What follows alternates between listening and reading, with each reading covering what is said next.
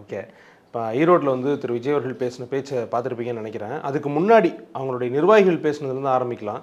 திரு செங்கோட்டையன் அவர்கள் வந்து சொல்லும்போது என்ன சொன்னார்னா, ஒரு ஆண்டு ஒன்றுக்கு கிட்டத்தட்ட 500 கோடி ரூபாய் வருமானம்.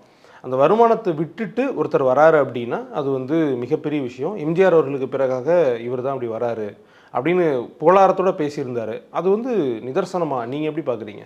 அது அர்த்தமற்ற வாதம். அது வந்து ஒரு எப்படி சொல்கிறதுனா, எம்ஜிஆர் வந்து அரசியலுக்கு வந்ததுக்கப்புறம் சினிமாக்கே போகலையா, விட்டுட்டு வந்தாருன்னு எம்ஜிஆருக்கு அடுத்துங்கிறாரு. அப்போ அவரே ஃபஸ்ட்டே பொய்யை சொல்கிறாரு. சரி, இவர் மாதிரி பீக்கில் இருக்கும் போதே அரசியல்லேருந்து வேறு யாருமே வரலையான்னா விஜயகாந்த் யார் அப்போ? விஜயகாந்தும் பீக்கில் இருந்தவர் தான். பீக்கில் இருந்த படத்துலேயே அவரோட கொடி எல்லாத்தையுமே அறிமுகப்படுத்திட்டு அப்புறமா தான் சினிமாவிலேருந்து அரசியலுக்கே வராரு. எல்லாருமே அப்படி தான் வராங்க. சரி, இதெல்லாம் விட்டுறலாம். இவரை மட்டுமே மையப்படுத்தி இந்த கேள்வி வைப்போம். 500 கோடியை விட்டுட்டு வராரு அப்படின்னா அது யாருக்கு நட்டம்? மக்களுக்கு நட்டமா? ஃபேன்ஸுக்கு நட்டமா? இல்லை வந்து ப்ரொடியூசருக்கு நட்டமா?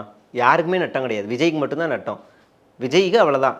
இப்போ அந்த ப்ரொடியூசர் நினச்சாருன்னா, விஜய் இல்லைன்னா விஜய் சேதுபதி, விஜய் இல்லைன்னா கூல் சுரேஷ், யாரையோ ஒருத்தர் வச்சு படம் நடிச்சுட்டு போயிடுவார். ஒரு நல்ல ஹீரோ